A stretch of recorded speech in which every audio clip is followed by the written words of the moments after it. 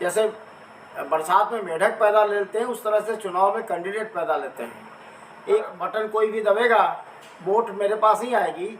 जब हमको पता है कि पेपर में हम जो लिखेंगे वो 100% सही रहेगा, तभी तो हम कह सकते हैं कि हम इतना 100 नंबर लाएंगे।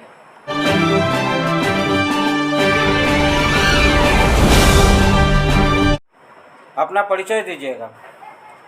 जी नमस्कार, मैं पटना साहिब से डॉक्टर राकेश दत्त मिश्रा भारतीय जनता दल से चुनाव लड़ रहा हूँ, प्रत्याशी हूँ पटना साहिब से। तो पटना साहिब से आप चुनाव लड़ रहे हैं, क्या लगता है कि पटना साहिब में क्या सब काम हुआ है, क्या नहीं हुआ?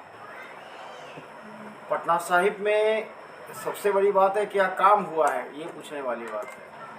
यहाँ के सांसद महोदय जितने भी गांव को गोद लिया, वो सारे गांव को पोलियो मार दिया है।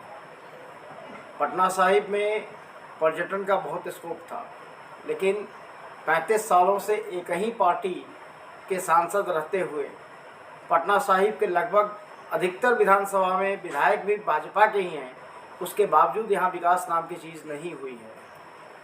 इसमें एक से एक धरोहर है। पटना साहिब में हजारों साल पुरानी मंदिरें हैं, आचार्य चाणक्य की गुफा है, उस पर कभी ध्यान नहीं गया, न सरकार का, न विधायक का, न सांसद का। तो इससे बड़ा दुर्भाग्य क्या होगा। तो आपकी पार्टी का क्या उद्देश्य है, क्या करेंगे आप? देखिए, राजनीति धर्म की स्थापना के लिए होती है, और आज धर्म से लोग विमुख हो गए हैं। हमारी पार्टी का मेन ध्येय है धर्म की स्थापना, गौ माता को राष्ट्रमाता घोषित करना, जनता को न्याय जनता की भाषा में मिले और तय समय पे मिले। आजकल हालत क्या होता है कि केस बेटा करता है और फैसला पोता पाता है। 1935 के कानून से आज हम बंधे हुए हैं। आज भी भारत पे रूल हो रहा है इंडियन गवर्नमेंट एक्ट 1935 के तहत। तो हम कौन से और कहाँ स्वतंत्र हुए हैं। संसद में जनता की बात नहीं रखी जाती है। जो भी सांसद और विधायक बनते हैं वो अपने लिए बनते हैं, जनता के लिए नहीं बनते हैं।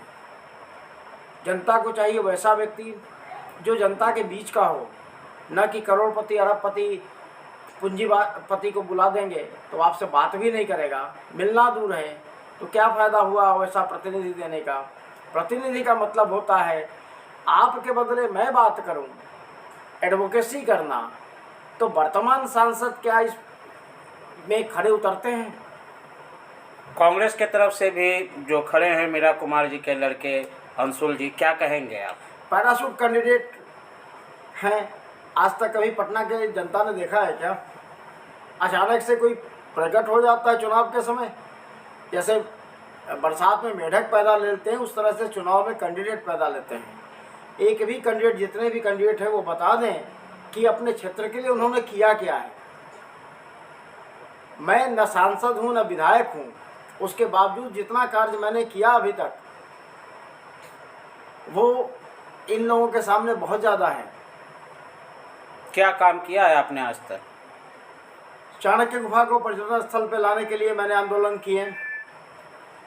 अभी हाल में ही मैरिन ड्राइव पे कैमरा लगाने का डिमांड मेरा है।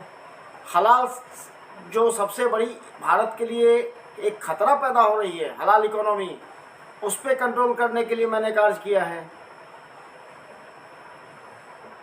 आर्टिकल 30 को समाप्त करने के लिए मैंने कार्य किया है।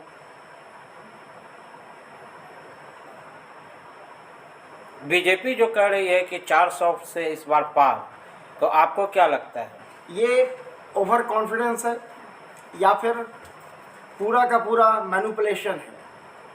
ऐसा कहने का मतलब है मैनिपुलेशन मतलब? मैनिपुलेशन का मतलब है या तो आपने पूरा सेट कर दिया है कि हाँ बटन कोई भी दबेगा वोट मेरे पास ही आएगी, जब हमको पता है कि पेपर में हम जो लिखेंगे वो 100% सही रहेगा, तभी तो हम कह सकते हैं कि हम इतना 100 नंबर लाएंगे। ये जो आंकड़ा देना है कि 400 नंबर हमको आएगा, अगर 400 आया तो इसका मतलब है कि ये लोग मैनिपुलेट किए हैं। आपको कैसे पता है कि जनता कितनी वोट देगी आपको? वर्तमान सांसद के ऊपर पटना के कई क्षेत्रों में वांटेड का पोस्टर लगा हुआ है, ये जाते नहीं है कभी। इनके किसी भी सांसद, मैं 543 सांसदों को चैलेंज करता हूं, अगर प्रधानमंत्री के नाम पे नहीं अपने नाम पे जरा वोट दे के मांग के दिखा दें, 5 वोट नहीं मिलेगा इन लोगों को। ये सारे के सारे झूठे हैं। मोदी जी झूठों का सरदार। अभी आपके क्षेत्र से ही रविशंकर जी भी खड़े हुए हैं बीजेपी की तरफ से, कितना लगता है कि आप उनको कितना टक्कर दे पाएंगे? देखिए, टक्कर तो उसको दिया जाता है जो बराबरी का हो। ये पैसे में हमसे ज़्यादा हो सकते हैं, लेकिन पॉपुलरिटी में नहीं। ये पैसे के दम पे चुनाव लड़ रहे हैं। क्षेत्र में समाज सेवा के नाम पर नहीं कर सकते ये, क्योंकि ये तो अपने न कार्यकर्ता से मिलते हैं और न जनता से मिलते हैं। तो ये किस बात के नेता हैं? कोई नेता सामने आए तो उससे बात करें। मैं पिछले 20 सालों से सामाजिक कार्यों में निरंतर कार्य कर रहा हूँ। पिछले 12 सालों से पत्रकारिता कर रहा हूँ। क्षेत्र में दिन भर में रहता हूँ। मैं क्षेत्र की समस्या को अच्छी तरह जानता हूँ और देखता हूँ, जनता की बात मैं उठाता हूँ। तो हमसे बेहतर इन लोगों का चरित्र कोई नहीं जानता है। लेकिन जनता चूँकि अंधभक्त है तो बेचारे क्या करेंगे? उनको एक लॉलीपॉप दिखा गया कि अगर मोदी जी नहीं तो तुम्हारा तो विनाश हो जाएगा। ये डर की राजनीति लोकतंत्र के लिए खतरा है। आपका क्या मानना है, केंद्र में सरकार में बीजेपी का होना चाहिए या नहीं? देखिए, बीजेपी या किसी पार्टी का मतलब नहीं है। यहाँ सबसे गंदी राजनीति अब हो गई। पहले लोग सांसद चुनते थे और सांसद प्रधानमंत्री चुनते थे। आज प्रधानमंत्री चुनते हैं, सांसद नहीं कोई चुनता है। ये लोकतंत्र के लिए बहुत बड़ा खतरा होता जा रहा है। स्थानीय समस्याओं का निराकरण इससे होगा या नहीं हो पाएगा, या प्रश्न चिन्ह रह जाएगा? स्थानीय समस्या कभी नहीं उठती है, क्योंकि लोग यहाँ स्थानीय समस्या की बात कीजिएगा तो लोग कहेंगे सांसद को क्यों देखते हैं, मोदी जी को देखिए। तो हम केंद्र के नाम पे क्यों क्षेत्र की बात कर रहे हैं? मतलब सांसद के नाम पे किसी को भी खड़ा करके मोदी जी का चेहरा दिखा के वोट मिलेगा? मैं तो इसमें मानता हूं कि अगर गधे को भी एक लेवल लगाकर खड़ा कर दीजिए तो लोग उसको वोट दे देंगे।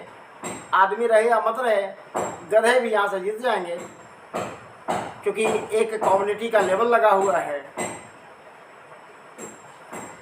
इस प्रकार की चीज़ें पार्टी के लिए अच्छी नहीं होती, और न देश के लिए और न समाज के लिए। आपका चुनाव चिन्ह क्या है? हमारा पिछले बार में चुनाव चिन्ह हेड था, लेकिन इस बार इलेक्शन कमीशन ने उसे गायब कर दिया है, पता नहीं क्यों। अब देखते हैं स्कूटनी के बाद कौन सा सिंबल अलॉट होता है मुझे।